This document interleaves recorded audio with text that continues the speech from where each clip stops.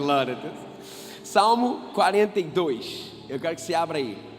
Eu quero falar sobre a alma adoecida. Salmo 42, a gente vai ler o texto, mas eu queria que você acessasse esse texto sob a perspectiva de alguém que está doente na alma. O que é estar doente na alma? A alma como sede das emoções. Um pouquinho só para cá, que isso. Obrigado.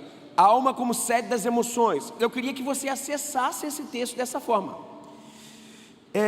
Pense num salmista, numa pessoa que estava passando por problemas e em que as emoções inclusive ditavam a toada da vida, ditavam o que é ser alegre, ditavam o que é ser triste. E eu queria que você fosse tentando entender qual é o perfil de alguém com a alma adoecida e qual é a saída que o texto nos dá para a cura da nossa alma. Vamos ler? Salmo 42. Como a corça anseia por águas correntes, a minha alma anseia por ti, ó Deus. A minha alma tem sede de Deus, do Deus vivo. Quando poderei entrar para apresentar-me a Deus? Minhas lágrimas têm sido o meu alimento de dia e de noite, pois me pergunto o tempo todo: onde está o seu Deus? Quando me lembro dessas coisas, choro angustiado, porque eu costumava ir com a multidão, conduzindo a procissão à casa de Deus, com cantos de alegria e de ação de graças entre a multidão que festejava. Por que você está assim tão triste, ó minha alma? Por que você está assim tão perturbada dentro de mim? Põe sua esperança em Deus, pois ainda o louvarei. Ele é o meu Salvador e o meu Deus. A minha alma está profundamente triste. Por isso, de ti me lembro desde a terra do Jordão, lá das alturas do Hermon, desde o monte Mizar. Abismo chama abismo, ao rugir das suas cachoeiras. Todas as suas ondas e vagalhões se abateram sobre mim. Conceda-me o Senhor o seu fiel amor de noite esteja comigo a sua canção. É a minha oração ao Deus que me dá vida. Direi a Deus, minha rocha: por que se esquece de mim? Por que devo sair vagueando e pranteando, oprimido pelo inimigo? Até os meus ossos sofrem agonia mortal, quando os meus adversários zombam de mim, perguntando-me o tempo todo: onde está o seu Deus? Por que você está assim tão triste, ó minha alma? Por que está assim tão perturbada dentro de mim? Ponha sua esperança em Deus, pois ainda o louvarei. Ele é o meu Salvador e o meu Deus. É impressionante a bipolaridade dessa alma adoecida.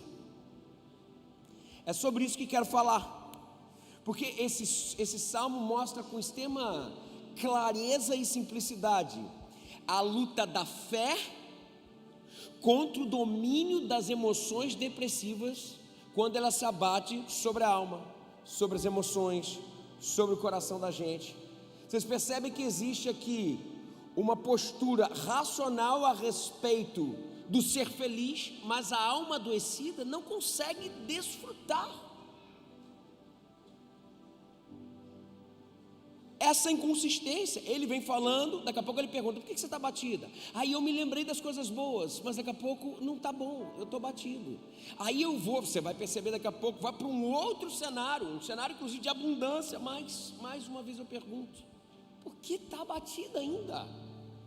E ele termina falando e declarando uma verdade a respeito do que ele não sente, mas do que ele sabe que é: eu espero em Deus, Ele é o meu Senhor.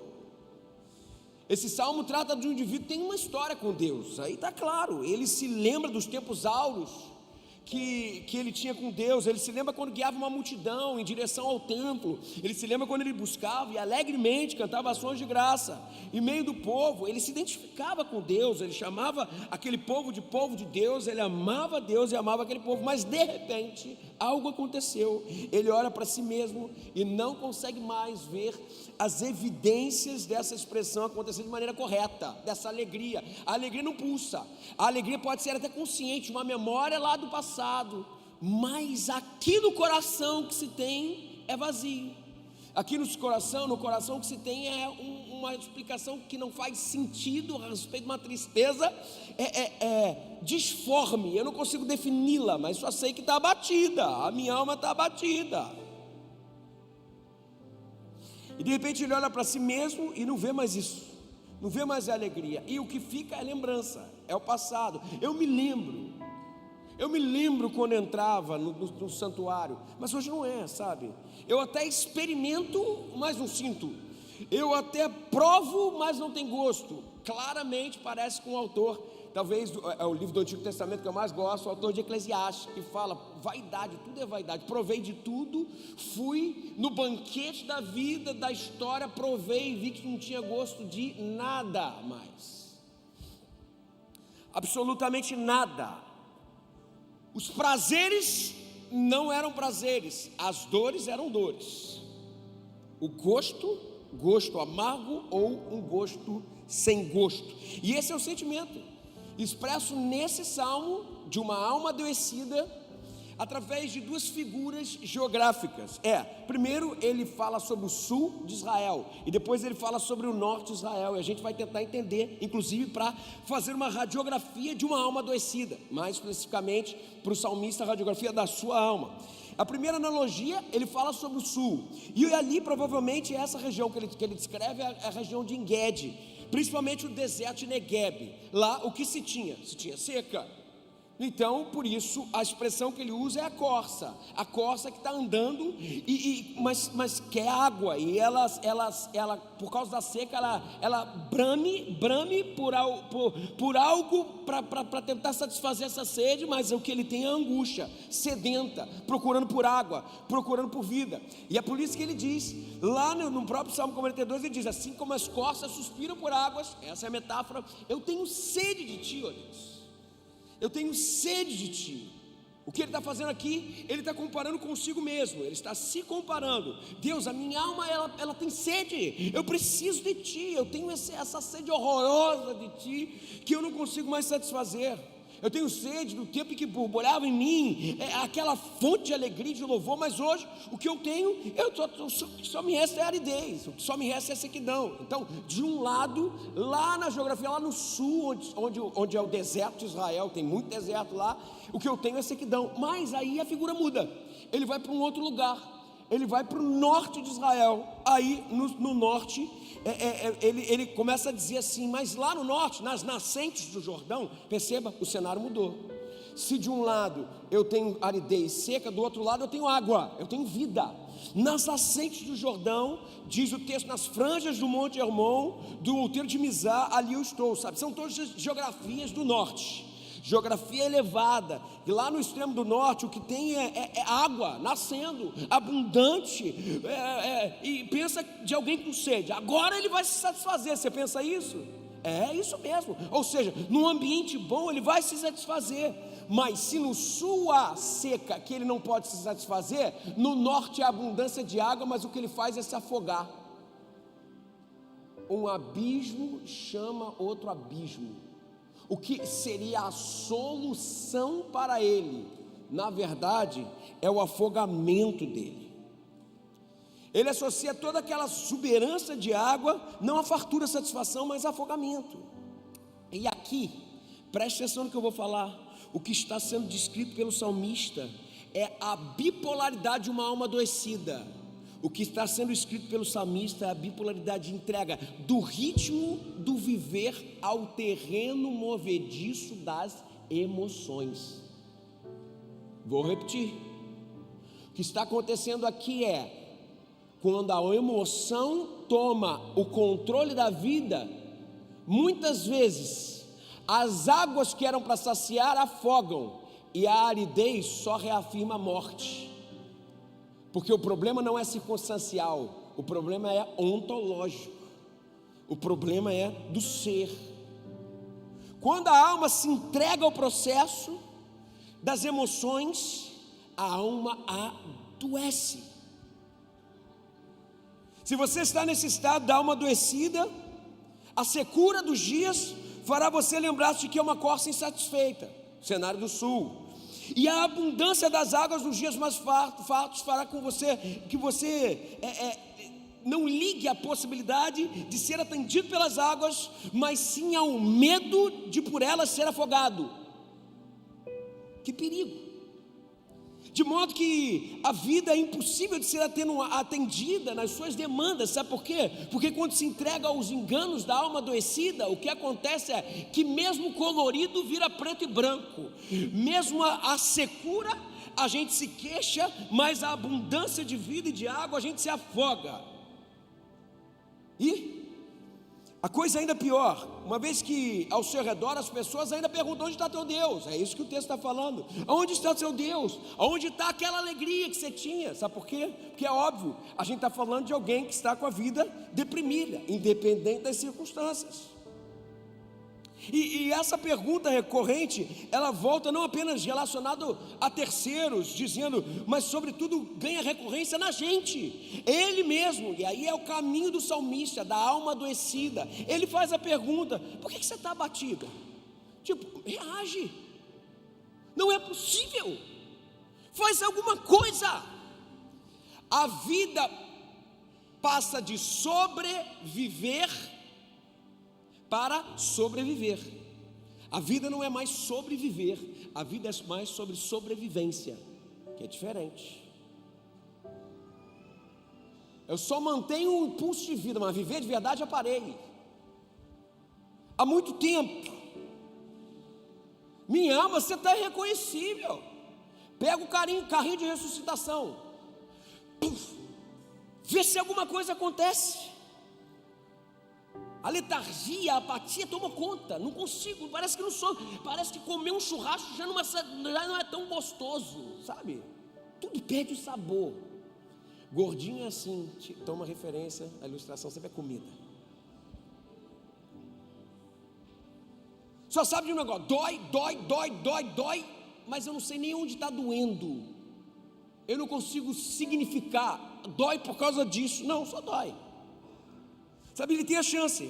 Quando pergunta a primeira vez, a gente tem a impressão que ele pergunta: por que está abatida a minha alma? Se você olhar o texto, e ele vai concluir aquela questão dizendo assim: olha, está assim por causa disso? Nada, não é isso que ele faz. Ele começa a se envolver nessa espiral novamente, de não conseguir dizer a sua dor, só sabe que está mal. E aí ele volta lá para a região norte, e aí as águas o afogam novamente, e é isso que acontece, porque tinha que dar explicação, mas ele viaja, e mais uma vez a agonia toma as rédeas da sua vida. As sensações, as emoções, a alma como sede das sensações, é quem é a rainha, e sai do trono que é saúde, entra no trono que só gera morte, o que só gera problema. E aí o salmista termina esse salmo de forma abrupta. Ele ganha fôlego sozinho e pergunta: por que você está abatido, a minha alma? Por que te perturba diante de mim? E ele termina com uma afirmação a despeito das suas emoções. Presta atenção nisso, é importante. Ele termina com uma afirmação a despeito das suas emoções: espere em Deus, pois ainda o louvarei, a Ele, o meu auxílio, Deus meu. E aí acaba o salmo. E acaba porque esse salmo tem que acabar. Porque inclusive esse salmo 42 tem que acabar na vida de um monte de gente aqui hoje. Um monte de gente. Gente, tem que botar um ponto final nessa procissão de morte, sabe? E que a gente não consegue inclusive pontuar o que é. E se esse salmo não acabar na nossa vida, ele vira um inferno na nossa vida, uma espiral sem saída, como talvez a alma de muita gente aqui hoje está. Sabe qual é o nome desse sentimento? Vocês sabem, esse sentimento em que o bom não é bom e o ruim não é ruim, e simplesmente é morte, morte, morte. O nome desse sentimento é assídia. E o que é assídia? Assídia é quando a tristeza é incircunstancial. Não são ou a alegria que não existe também não é circunstancial. Ou seja, é quando a abundância da água te afoga e a escassez te mata. Assídia. E quando isso acontece, o problema não é situacional, o problema é ontológico, ou seja, é do ser, é das emoções. Quando isso acontece, o problema não é fora, o problema é dentro. E quando isso acontece, o problema não está na história, o problema está na alma. Preste atenção nisso que eu estou falando. Isso está definindo muita gente aqui, ainda mais em tempos de depressão que a gente anda por aí. O problema não é, as circunstâncias dizem o que é alegre e o que é triste. Eu choro quando tem que chorar, eu me alegro quando tem que me alegrar. Não, parece que tudo é monocromático. Isso acontece que o problema não é de fora para dentro, o problema é de dentro para fora. E se a cura é na alma, o tratamento não pode ser remediar as circunstâncias. Não, vai continuar a mesma coisa dentro. Então o tratamento é diferente. O tratamento é remediar o coração. Quais são as características de quem tem alma doente? Quais são elas? Vamos tentar definir o ser doente na alma. Como não lembrar dos dois discípulos? Os dois discípulos que estavam indo de Jerusalém a Emaús. Vocês lembram dessa história? Lá, a história de Lucas capítulo 24. Deixa eu contar para vocês. Jesus, eram discípulos de Jesus. Jesus tinha morrido e Jesus ressuscitou. Quando Jesus ressuscitou, ele apareceu para alguns discípulos, apareceu para algumas pessoas, e ele anunciou para esses dois discípulos de Emaús. Ele não tinha aparecido ainda, mas esses dois discípulos de Emaús, eles já tinham escutado a respeito da ressurreição de Jesus. Eu quero analisar a alma desses dois doentes, porque esses dois doentes na alma, a despeito das últimas notícias de que o Cristo estava ressurreto, eles resolveram ser fiéis aos seus lutos. Eles resolveram morrerem abraçados com a sua dor. Veja que coisa incrível. Eles estavam indo em direção de Jerusalém a Emaús. Emaús era a terra deles, Emaús era a terra onde o sol se põe. É a grande metáfora da vida, dizendo: olha, eu estou indo em direção ao meu ocaso. Eu estou indo em direção à minha morte. A entender que em Jerusalém eu tinha vida e ressurreição, em Emaús agora eu tenho voltar ao que era, voltar à minha desesperança. Eles estavam indo em direção a Emaús e eles estavam cantando e recitando o Salmo 42. Não saía da boca dos caras. Ele morreu, mas apesar dos rumores de que Cristo tinha ressuscitado, eles eram repentistas, e só saía da boca deles: porque estás abatido a minha alma, porque estás abatido a minha alma, as grandes águas só servem para me afogar, o deserto só serve para me matar, porque estás abatido a minha alma. Até que Jesus se aproxima deles, e quando Jesus se aproxima deles, ele começa a caminhar junto com eles. Pergunta que eu faço para vocês: eles entenderam que era Jesus caminhando, sim ou não? Não entenderam. Preste atenção, eu estou desenvolvendo o perfil de uma alma adoecida. Eles encontram com Jesus no caminho e não reconhecem Jesus. Sabe por quê, gente? Porque esse estado mental de adoecido não reconhece nem quando Deus dá de cara com a gente na viagem. Vocês conhecem gente assim? Opa! Percebeu? Os caras foram fazer o Salmo 42 para Jesus. Jesus começou a andar do lado dos caras. Jesus perguntou para iniciar uma conversa, e os caras começaram a recitar o Salmo 42. Vem cá, você é o único que não sabe o que está acontecendo. Você está brincando, por que você está com esse sorriso no rosto? Olha o que os caras fizeram. Eles começaram a discutir com Jesus. Jesus perguntou para os caras: o que vocês estão tratando aí à medida que vocês vão caminhando? E os caras responderam lá no capítulo 24, eles disseram assim: és tu o único que, tendo estado em Jerusalém, ignoras praticamente o que aconteceu, as ocorrências desses últimos dias? Olha, percebam que eles falam: és tu o único. Olha o perfil emocional de alguém doente. O perfil de um doente de alma é esse, sabe? O cara se sente o centro absoluto do universo e a sua dor é a coisa mais importante. Vocês conhecem gente assim? És tu o único. O cara estava vivendo dor. Inclusive, ele já tinha o escape para a dor dele. Jesus estava ressurreto, já tinha escutado, e ele estava do lado, mas ele não discernia os novos fatos de vida em Deus. Então, em primeiro lugar, o perfil de alguém com a alma adoecida. Para alguém com a alma adoecida, a sua dor dita o tom da vida e mata toda a tentativa da alegria nascer de quem está em volta. Ou seja, ele não apenas faz da sua vida um cortejo fúnebre, como também funebriza, aqueles caras inventando a palavra, né? Quem está ao redor. Pode tirar o seu sorriso do rosto, porque eu quero passar com a minha dor, como diria lá o poeta. Pode tirar o seu sorriso do rosto, Nelson Cavaquinho. Deus está falando, Nelson Cavaquinho. Vocês não conhecem gente assim? Tira, eu estou sofrendo, mas Jesus estava ali. Jesus, o motivo da alegria, a fonte da alegria estava do lado dele. Jesus pergunta, Jesus se manifesta, Jesus se expressa, mas eles não conseguem enxergar. O que eles enxergam é morte e um cortejo que ainda continua indo em direção a Emaús, terra onde o sol se põe.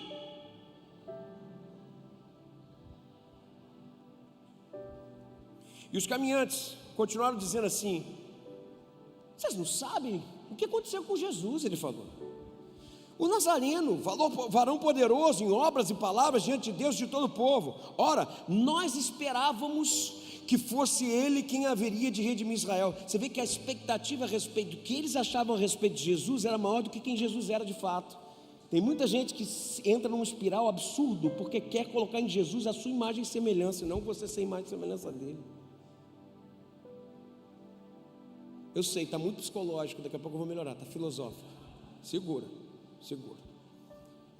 Gente, isso aqui é uma radiografia da alma. Olha que coisa linda isso aqui. Ora, nós esperávamos que ele fosse quem haveria de redimir Israel, mas já é o terceiro dia desde que essas coisas aconteceram. É bem verdade.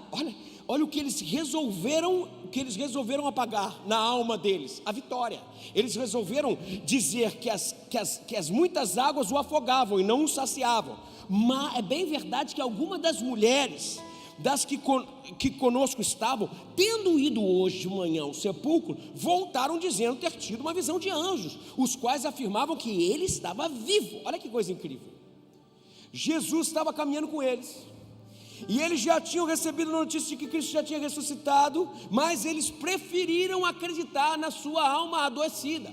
Se em primeiro lugar o perfil de alguém que tem a alma adoecida, ela sempre olha a vida pela dor e a dor é o centro da vida dela e ela adoece quem está ao redor. Em segundo lugar, quando a alma fica adoecida, a gente não consegue discernir as ações novas de Cristo na história.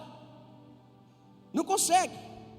Porque a Cristo, a vida, a alegria, estava ali na frente deles, gente, andando com eles, caminhando com eles, mas eles não conseguiam discernir, eles não conseguiam perceber que Deus já tinha adicionado fato novo à história deles. Eles continuavam lendo jornais antigos, jornais velhos, mas já tinha saído a versão de domingo, extra, ele ressuscitou.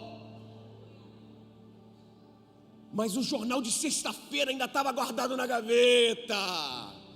A cruz ainda era sombra, não, a cruz era vívida e trazia a resposta como morte, não como vida. A mente daquele homem estava fechada para a realidade que Jesus já tinha apontado a eles, mas eles resolveram ser fiéis à sua dor, ser fiéis ao seu luto e não se abrirem para que Cristo estava do lado deles, andando com eles, junto com eles. Não, ele morreu. Ainda briga contra as ações de Deus. És tu o único que não sabe das coisas que estão passando? Ele era o próprio Deus, estava ali, mas aquilo que era vida, eles lutavam contra, dizendo: pode fechar essa cara de alegria, eu quero que minha dor passe. Por que estás abatido a minha alma? Por que estás abatido a minha alma? Aqueles discípulos definitivamente estavam recitando Salmo 42, e quanta gente não está aqui? E as torrentes de água, que era o Cristo ressurreto ali do lado dele, ao invés de saciar a sede dele, afogavam eles ainda mais, se afogavam na solução, eles se matavam naquilo que era resposta para ele.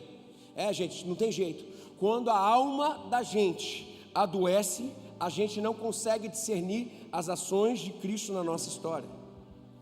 Na verdade, é ainda pior que isso. as lentes que nos fazem ver a história, a nossa história, a história dos outros, não conseguem inclusive celebrar vitória, e a gente continua vivendo um luto, mesmo que a ressurreição de Cristo já tinha chegado nas nossas vidas. A gente celebra a sexta-feira, e acha que inclusive é trair a nossa memória, celebrar o domingo da ressurreição. Mas pessoal, preste atenção no que eu vou falar aqui eu quero estabelecer uma quebra.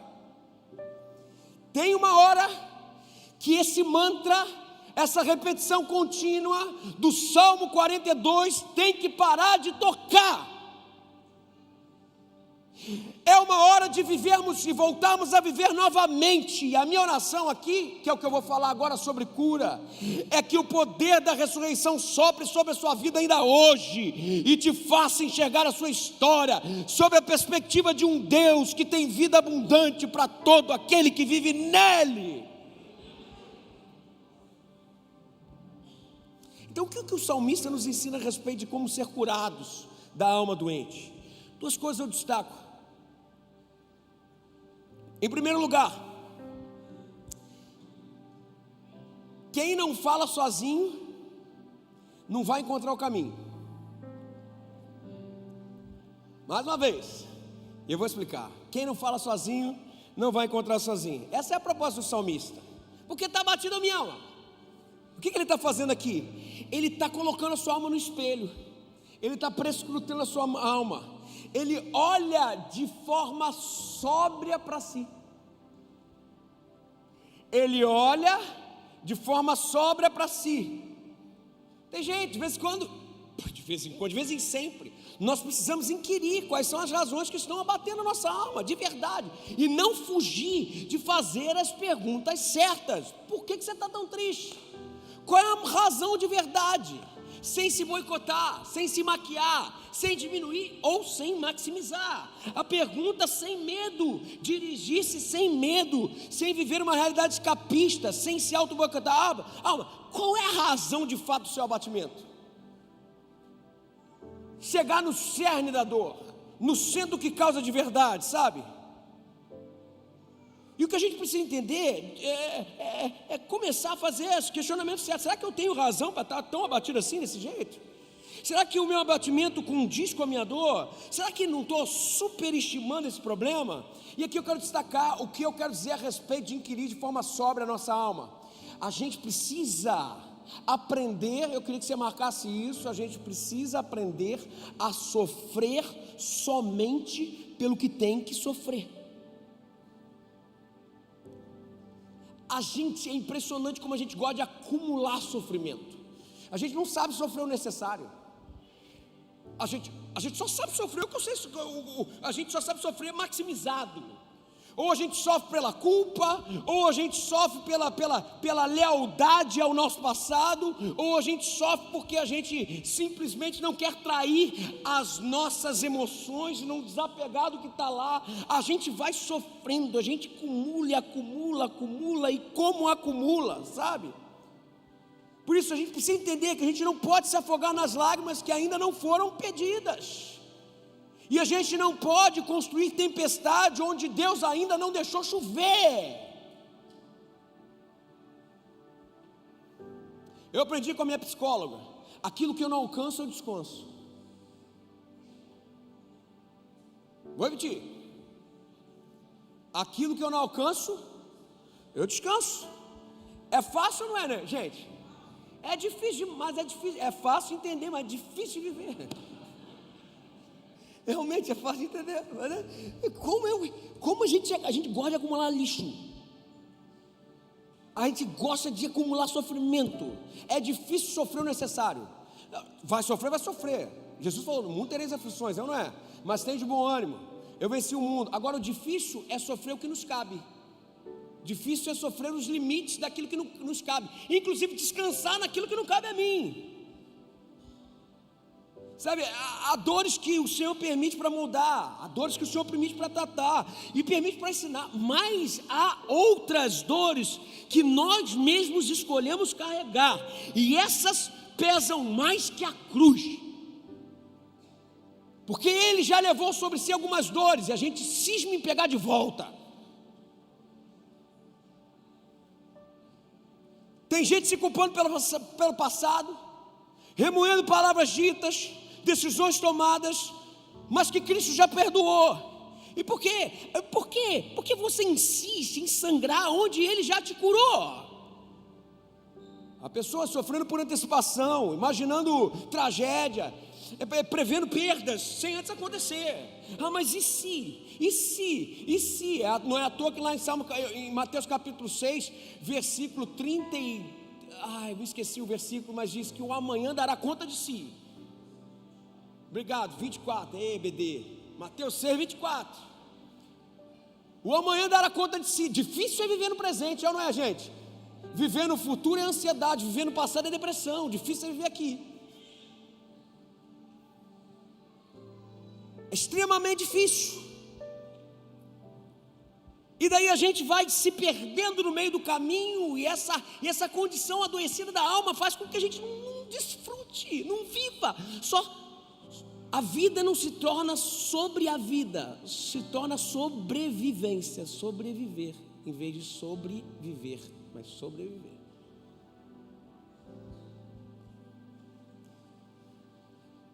Talvez alguém aqui sofra pelas consequências de um erro, está certo.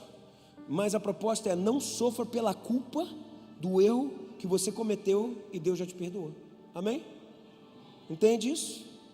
Cristo levou sobre si as nossas transgressões, o castigo que nos traz a paz estava sobre Ele, e pelas suas pisaduras nós fomos sarados. O que a gente aprende com isso? Ele já pagou o preço. Chega de se crucificar aonde já houve cruz.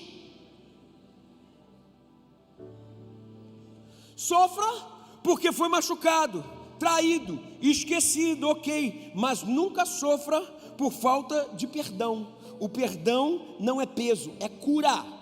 Eu não vou perdoar não, só porque não merece. Realmente não merece. O perdão não está no critério da justiça, mas está no critério da graça. Eu dou perdão de forma imerecida para que eu fique saudável. Chega de pensar que está dando um veneno para o outro, mas na verdade você é que está tomando e se matando. Eu não sei porque está abatido, eu me ama. Deixa aí, pô. Me traiu, eu sofro por isso, mas eu libero, porque quem libera vive de novo saudável, vive feliz. Sofra porque tentou resolver, porque orou, porque lutou, porque conversou, porque chorou, mas nunca sofra por ter ficado calado, nunca por ter deixado para depois, por ter assistido a sua própria história no camarote de longe sem ser protagonista. Sofra o que lhe cabe, mas nunca sofra pelo que cabe ao outro fazer. Tem coisa que a gente tem que fazer, certo? Ok, fizemos, mas tem coisa que precisa de uma réplica, o outro precisa fazer, e a gente começa a sofrer de ansiedade, pensando, e se o outro não fizer, eu vou ficar triste, não sei o que acontece. Isso não me cabe, é só ansiedade que eu vou pegando dentro de mim. Você não vai decidir pelo teu filho, ele tem que tomar decisão. Você não vai decidir pela tua esposa, ela tem que tomar decisão. Você não vai decidir pelo seu marido, ele tem que tomar decisão. Mas o que lhe cabe, isso você vai. O que eu alcanço, eu faço. O que eu não alcanço, eu descanso. Você não pode forçar arrependimentos, você não pode mudar corações, quem faz isso é o Espírito. Então, sofrer por isso é acumular morte para dentro de si. Jesus já pagou tudo, Ele chorou no Getsemane, gente, para que hoje você não precise chorar por coisas que ainda não existem, por medos que só moram na sua mente, por culpas que já foram lavadas no sangue do Cordeiro. Não se castigue por erros que Deus já esqueceu, não abrace dores que não foram colocadas nas suas mãos, sofra pelo que lhe cabe, mas aprenda a entregar todo o resto, aprenda a sofrer somente o necessário.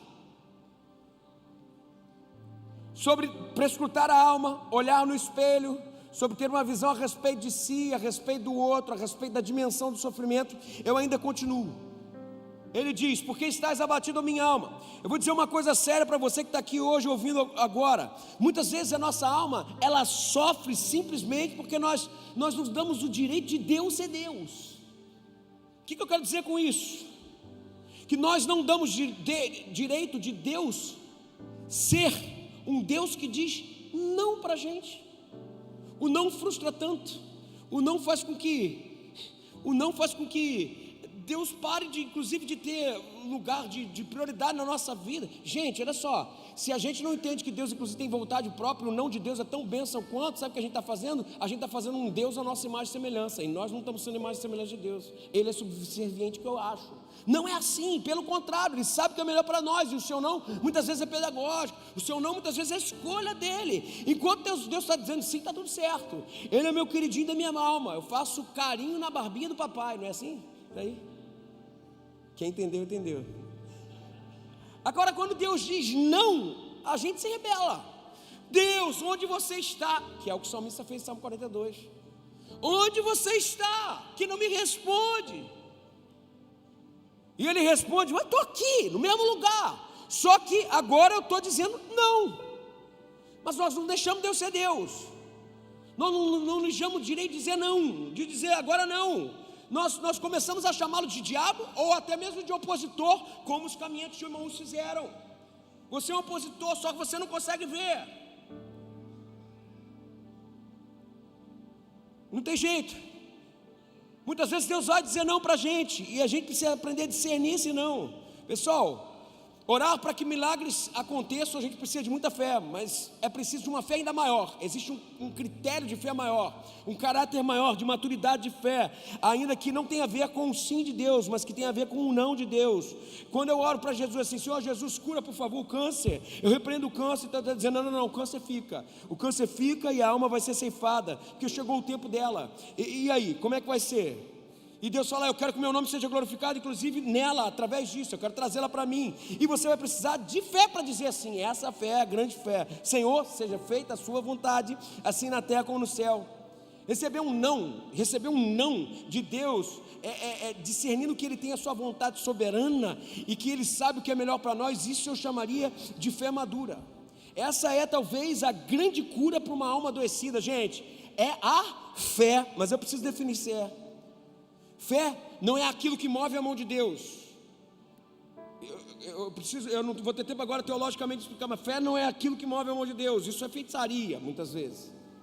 Isso é mandinga, sabe? Fé, o que é fé? Fé é acreditar na essência de Deus, no caráter de Deus. Fé é saber que Deus é bom e Ele tem o melhor para nós. Ele não vai dar pedras para a gente, Ele vai dar pães para a gente, e Ele está no controle. Porque a fé é a maior cura para uma alma adoecida. Sabe por quê? Porque a fé prescinde a alma, ou seja, a fé, ela está para além das emoções. Lembrando que as emoções nos colocam nessa arapuca, onde o coração é enganoso. Então, ser e ter as emoções controlando o carro da nossa vida é estar caminhando numa areia movediça, pronto para se entalar. Viver pela fé é viver prescindindo as emoções. A fé que vence, a fé como sinônimo de crer no caráter de Deus, que Deus é bom, a fé que vence é aquela que trata as emoções, preste atenção nisso, é a fé que trata as emoções como um bônus e não como um pilar de sustentação da vida. A fé que vence é a fé que trata as emoções como um bônus e não como pilar de sustentação da vida, e que não se sente defraudada pela ausência emotiva positiva, ou não se sente defraudada pela presença animadora da mesma que surge no coração em detrimento das conspirações da vida em nosso favor ou contra ela. A cura é a fé como decisão de vitória da consciência. E qual é a vitória da consciência? A consciência de que Deus é bom e Ele tem o melhor para nós. É a decisão de vitória da consciência sobre a alma, sobre as emoções que sempre nos traem. A cura está na vitória do Espírito sobre a alma, da certeza de quem Deus é sobre as emoções que nos enganam. Sendo assim, gente, o não de Deus é recebido como vitória, sabe por quê? Porque Ele é Pai e tem o melhor para nós, e Ele sabe o que é melhor para nós. E o sim de Deus também é recebido com vitória, sabe por quê?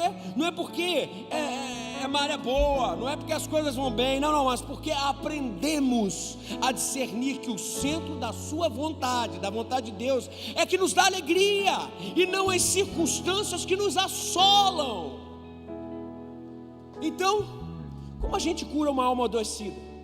Inquirindo a alma. Ah, mas por que você está abatido? Mas veja, se aquilo que produz esse abatimento tem poder para produzir esse abatimento todo de verdade, ou seja, dimensione o tamanho do problema, mas também, como eu acabei de dizer, aceite a condução do Deus Todo-Poderoso, gente. Tenha fé, não no que Deus pode fazer, porque Ele pode, mas sobretudo no caráter de Deus. Ele é Pai, Ele não tem pedras para a gente, Ele quer nos dar pães e Ele sabe o que é melhor para nós. Vou terminar aqui, e esse é o meu segundo ponto. Primeiro passo: inquirir a alma, redimensionar problemas e ter fé na caráter e na existência, no caráter e na figura de quem Deus é. Mas como curar uma alma adoecida? Em segundo lugar, lembre a sua alma o tamanho do seu Deus. Lembre a sua alma de que o seu Deus não falha e Ele é todo poderoso. Aleluia. Olha o que diz aqui, presta atenção. Essa é uma postura que não tem a ver com as emoções, porque esse salmista não estava em condição de sentir nada certo, ele estava adoecido, mas ele faz isso como uma decisão de uma consciência de quem Deus é, e não do que ele está sentindo a respeito de Deus. Versículo 11 ele diz: por que estás tão triste, ó minha alma? Ponha a sua esperança em Deus, pois ainda o louvarei. Ele é o meu Salvador, Ele é o meu Deus. Ah, que coisa linda. Mas eu gosto de uma palavra aqui, que muda todas. É uma consciência, é uma convicção, mas uma perspectiva que já coloca na frente, já coloca esperança. Porque ele diz assim, ó, o que faz diferença aqui é: ponha sua confiança em Deus, pois ainda, a palavra ainda, essa palavrinha muda tudo. Fulano está doente, é uma coisa. Fulano ainda está doente, é diferente, não é? Porque o ainda está doente está dizendo o quê? Ele vai ficar bom, ele vai ficar bom. Ou seja, o que o texto está falando aqui é que esse ainda é um postulado de fé em Deus. Eu ainda o louvarei. Enquanto, gente, houver um ainda, há esperança.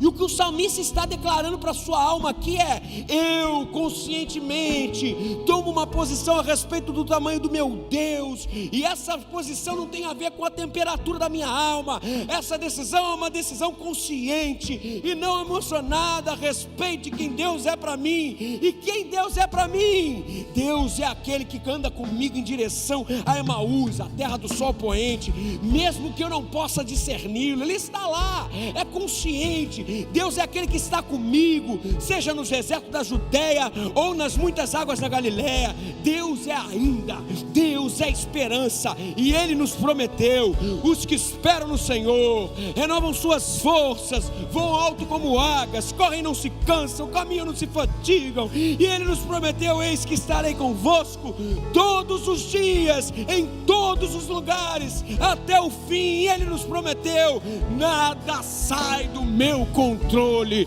eu estou no trono. Aleluia. Oh, coisa linda.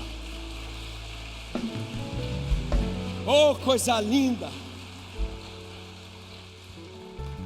Termino com uma grande metáfora de uma última alma adoecida. Falei sobre a alma adoecida do salmista, falei sobre o perfil da alma adoecida através dos caminhantes de Emaús.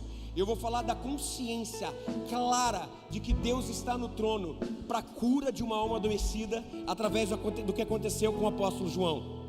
A história é o seguinte: final do primeiro século, todos os seus amigos apóstolos já tinham morrido. Veja, João caminhou com Jesus. João viu Jesus fazendo milagre, João viu Jesus curar, João viu Jesus sendo ressurreto. Poucos anos depois, quando Jesus foi assunto aos céus, todos os seus amigos e aqueles que estavam ao redor morreram. João viu uma geração de cristãos sendo dizimada pelo Império Romano, por César, pelo imperador. João estava no final da sua vida e ele foi exilado na ilha de Patmos. Ele foi o único que não morreu de martírio. Agora pense numa dor da alma daquele homem. Veja se não faz, é uma inconsistência. Não é possível, o evangelho acabou em mim. Não é possível que tudo aquilo que eu vivi tenha um fim aqui. Não é possível que Jesus não era Deus. Não é possível. Aí começa a mudança da história na vida de João. Por isso ele escreve o texto de Apocalipse.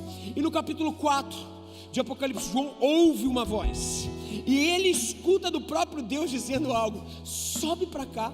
Deus falando para ele: sobe para cá, você precisa ver a história sob a minha perspectiva. Olha que lindo isso. Olha que maravilha. Quando João chega lá em cima, esse homem é arrebatado e ele vê que existe um trono no céu. E nesse trono existe alguém. Lá estava sentado Deus. Sabe o que Deus estava falando para ele? João, enquanto você pensa que quem domina a história é César, enquanto você pensa que quem domina a história são os imperadores, ou quem domina a história é gente que mata a gente que domina o outro, aqui de cima, olhando sob a perspectiva macro, eu ainda continuo no trono. Eu ainda continuo no trono, diz o Senhor. Uau! Que coisa linda, a perspectiva mudando. E lá apareceram outros personagens. Os 24 anciãos estavam, os seres viventes estavam, e os anjos estavam, e todos eles cantavam a mesma canção. Não era o Salmo 42, gente. Não era o Salmo 42.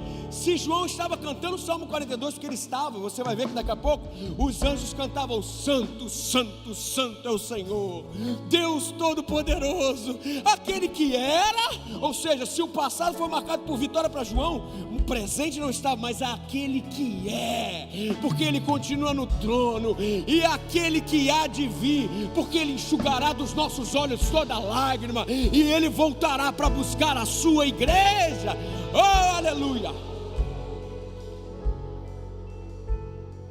Vê do jeito que eu vejo, João, vê do jeito que eu vejo.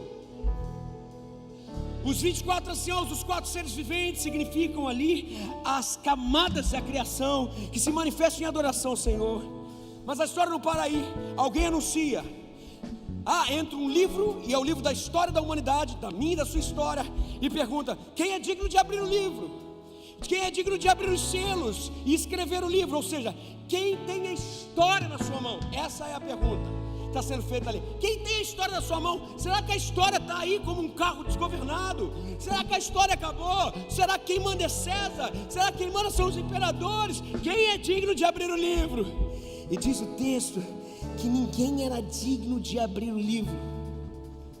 E o texto diz que depois que falou que ninguém era digno de abrir o livro, João começa olha a alma doente aqui, chorar. Preste atenção nisso, pensa comigo.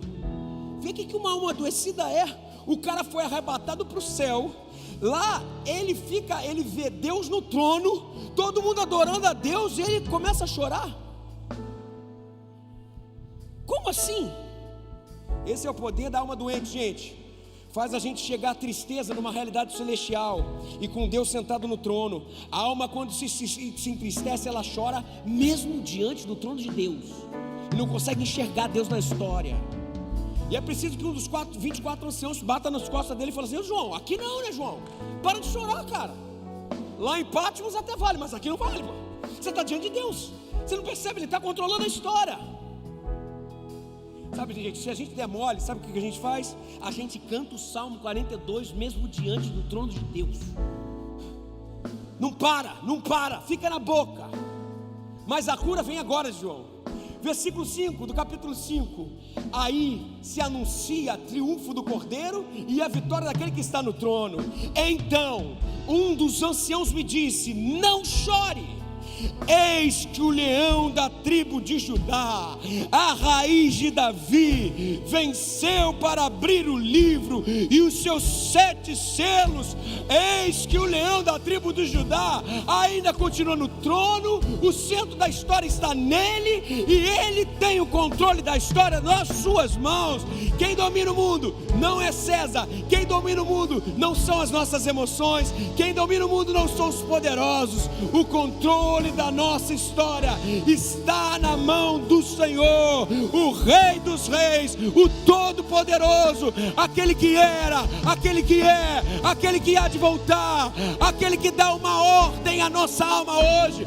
Para de se abater, espere em mim. Eu sou o Senhor, eu sou o seu Deus, eu te acompanho, eu te pego com a sua mão direita, você é meu. As suas emoções não precisam estar no centro, pois o Cordeiro de Deus, que venceu a morte, vencerá todo o espírito de morte, todas as cadeias que te prendem. O Cordeiro de Deus te anuncia: eu ainda estou no trono.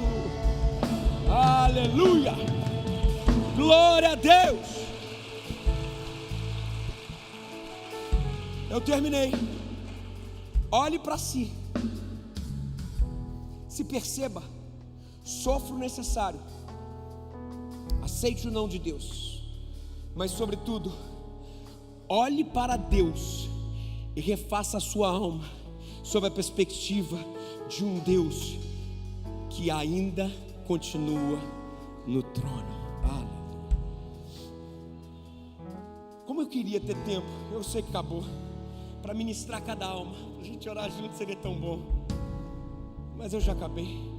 Mas eu queria saber, você que está aqui hoje, talvez está à deriva, a dispensação das suas emoções. Jesus te trouxe aqui hoje para uma palavra, para lembrar que a fé é esse lugar que transcende as circunstâncias emocionais, para colocar a esperança nele. Ele é o único, Ele é o único que nos dá pães e não pedras. Mas isso só é possível para aquele que diz: Senhor, eu quero começar uma nova vida contigo. Senhor, eu quero começar de novo. Esse é o seu caso hoje, essa manhã? Você quer começar uma nova vida com Ele? Se esse é o seu caso, feche seus olhos nesse momento, abaixe sua cabeça. Eu quero que você dê uma voz para a sua alma. Você não precisa verbalizar, bota para fora, mas conscientemente diga assim, ó, repita essa oração comigo no seu coração: Senhor Jesus, sou falho, mas hoje eu destrono as minhas vontades do meu coração, e eu te peço, tome o centro, sente no trono do meu coração. Eu sou teu e eu me entrego a ti, e assim eu oro no nome de Jesus, amém. Você continua de olho fechado, de cabeça baixada? Você orou comigo? Então levanta sua mão lá no alto. Deus abençoe, Deus abençoe, Deus abençoe, Deus abençoe, Deus abençoe, Deus abençoe, Deus abençoe, Deus abençoe, Deus abençoe, Deus abençoe, Deus abençoe, Deus abençoe, Deus abençoe você, Deus abençoe você, Deus abençoe você, Deus abençoe você, Deus abençoe você. Mais alguém lá embaixo na galeria? Deus abençoe, Deus abençoe, Deus abençoe, Deus abençoe.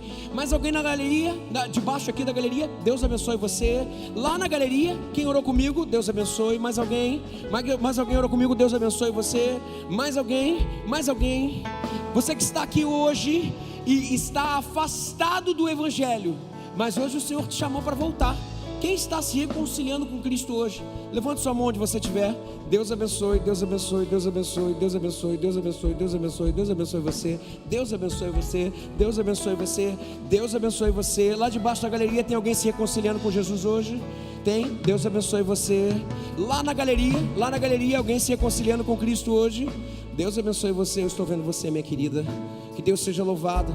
Eu sei que são muitas pessoas, nós vamos terminar agora. Eu não quero te chamar à frente, mas eu sei que são muitas pessoas, e a gente quer abraçar você. Se você levantou sua mão, fique de pé no seu lugar. Está todo mundo de olho fechado. Eu quero terminar orando. Você levantou, fique de pé no seu lugar. Você levantou sua mão, fique de pé no seu lugar. Isso. Lá na galeria também, você que levantou sua mão, fique de pé no seu lugar. Isso. Nós vamos terminar orando por esse povo. Cada um vai receber um abraço. Esse é o objetivo. Tem uma moça ali, me ajudem com isso. Nós já estamos acabando. Eu vou fazer uma oração, a gente vai terminar, e a gente vai comer o nosso frango de domingo, amém, gente? É isso aí. Todo mundo, isso, sendo abraçado agora. Isso, temos pessoas ali, líderes de célula, vocês me ajudam com isso? Ali, obrigado. Temos mulheres ali atrás, nós temos 4 mulheres. Meninas, me ajudem. Minha irmã, obrigado. Aqui a gente precisa abraçar esse povo. Ninguém pode sair daqui sem um abraço. Ninguém. Obrigado, Dani. Obrigado. Que Deus seja louvado. Que Deus seja louvado. Todos estão assistidos. Tem uma moça aqui, ó.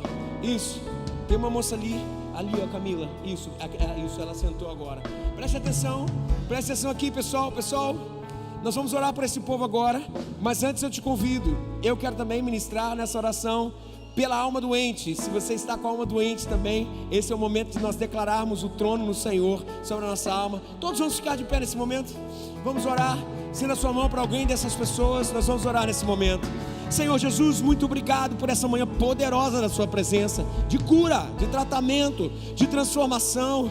Hoje nós, pela autoridade do teu nome, e conscientemente, não movido apenas das emoções, são parte, mas elas não controlam, mas pela uma decisão consciente, nós dizemos que o Senhor está no trono, e não existe sentimento de derrota, não existe sentimento de morte que não possa cair diante de um Deus que está entronizado. A ti seja honra e glória. Senhor, trabalha as nossas emoções, trabalha os nossos corações, Senhor, refaça, reconstrua, Senhor, tira a depressão no nosso meio, Senhor, dê cura, Senhor, que o Senhor seja entronizado. Senhor Jesus, eu te peço por cada mão levantada, por cada um que se reconcilia contigo hoje, por cada um que disse sim para o teu evangelho. Senhor, no nome de Jesus, nos ajuda, Senhor, a conectar esse povo nos teus caminhos, a amar esse povo, Senhor, como o Senhor amou, para que eles possam crescer, não apenas diante da sociedade, mas em profundidade, em te conhecer de verdade. Senhor, nós somos teus, Senhor, nós sabemos que o Senhor nos ama, mas nós respondemos o teu amor, não apenas com o que sentimos, mas sobretudo com uma decisão de que tu és rei e o Senhor está no trono. Seja exaltado, seja engrandecido, e que o Senhor nos abençoe e nos guarde, que o Senhor faça resplandecer o seu rosto sobre nós, e tenha misericórdia de nós, e que o Senhor sobre nós levante o seu rosto, e nos dê a paz, e assim eu oro no nome de Jesus, amém. Você pode aplaudir ao Senhor? Gente, excelente domingo, que Deus abençoe vocês. Vamos cantar, vamos dizer que a gente ama o Senhor, diga, e Ele nos ama.